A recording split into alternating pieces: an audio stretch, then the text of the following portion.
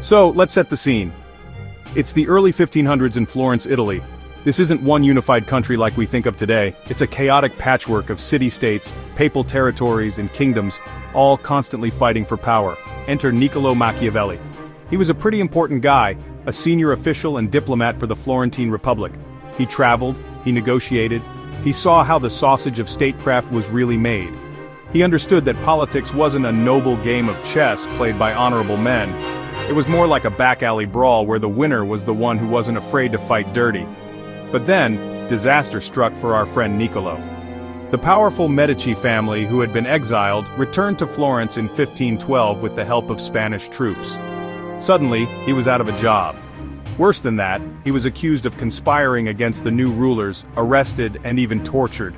Though eventually released, he was banished from the city he loved, forced into exile at his small farm. Imagine going from the heart of political action to staring at olive trees all day. Alright, let's dive into the nuts and bolts of Machiavelli's world. He starts by breaking down the types of states, or as he calls them, principalities. Think of it like a political real estate guide. Hereditary principalities are the easiest to rule. Why? Because the people are already used to your family being in charge. New principalities, on the other hand, are where the real trouble lies. These are the states you've just conquered or acquired. The people aren't used to you. They might have liked their old ruler. He further divides these new states. Others are what he calls mixed principalities, which is when a ruler annexes a new territory to their existing kingdom. Machiavelli gets even more specific, explaining that the difficulty of holding a new territory depends on its culture and language. Another strategy is to send colonies of your own people to live in the new state. These colonies act like anchors for your rule, and are cheaper and more effective than stationing a large army. So how does a person actually become a prince?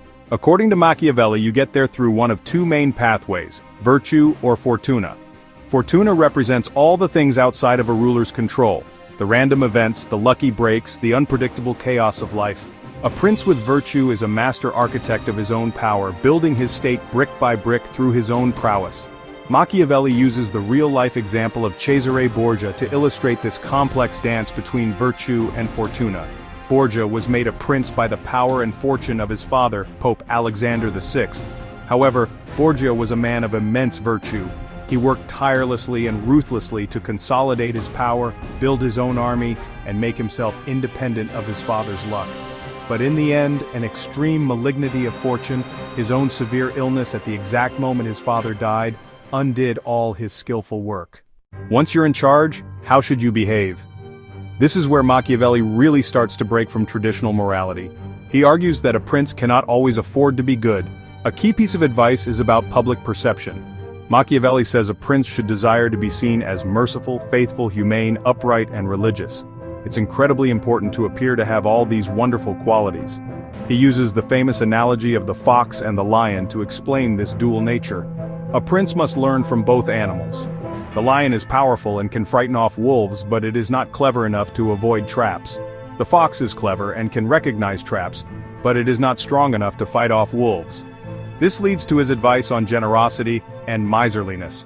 Traditional wisdom says it's good for a ruler to be generous. Machiavelli disagrees. In the long run, this miserliness is a form of true generosity because it keeps the state secure and the people prosperous. For Machiavelli, the entire foundation of a state, whether old or new, rests on two pillars, good laws and a good army. But he quickly adds that you can't have good laws without a good army. Because of this, he insists that a ruler's primary study, his main thought and profession, must be the art of war.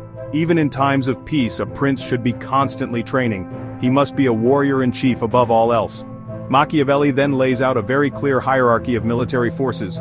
The worst kind of troops a prince can use are mercenaries. These are soldiers who fight for pay. Why are they so bad? Because their only loyalty is to their paycheck. In peacetime, they will bleed you dry with their high costs, and in wartime, they will either desert you or turn against you for a better offer. The only reliable army, Machiavelli concludes, is a national army composed of your own citizens or subjects.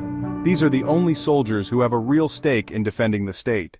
Beyond the battlefield, a prince's court is another kind of war zone, and choosing the right advisors is a critical test of his intelligence. A prince must avoid flatterers at all costs, as they are a plague in every court. Flattery clouds judgment and prevents a ruler from seeing the truth. A prince should select a small group of wise men and give only them the freedom to speak the truth to him, and only on the subjects he asks about. Another key piece of practical advice is about managing the populace and the nobles. Machiavelli observes that all states have these two competing groups. He should strive to be esteemed by his people, because their support is his best defense against conspiracies and external threats. Finally, Machiavelli returns to the theme of fortuna. The ruler who succeeds is the one who can change his methods to suit the times.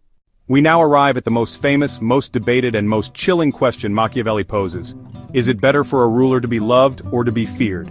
His reasoning is a cold, hard look at human nature. Love, he says, is held together by a chain of obligation which, because men are wicked, is broken at every opportunity for their own profit. Fear, on the other hand, is maintained by a dread of punishment which never fails. Fear is a more reliable and constant motivator. However, Machiavelli adds a crucial warning. A prince must ensure that fear does not turn into hatred. He can execute a subject if there is proper justification. But he must never confiscate property without a good reason, because, as Machiavelli cynically notes, men forget more quickly the death of their father than the loss of their patrimony. When the survival of the state is at stake, a ruler must not be swayed by concerns of cruelty, faithlessness, or inhumanity. In the end, the prince is not a manual on how to be a good person, it's a textbook on how to be an effective leader in a dangerous world. The Prince remains a timeless and controversial work because it looks at power not as it should be, but as it actually is, a relentless and often brutal game of survival. Machiavelli separated politics from traditional ethics, not because he was an evil man, but because he believed that the old rules of Christian morality were insufficient for governing in a world where survival itself was never guaranteed.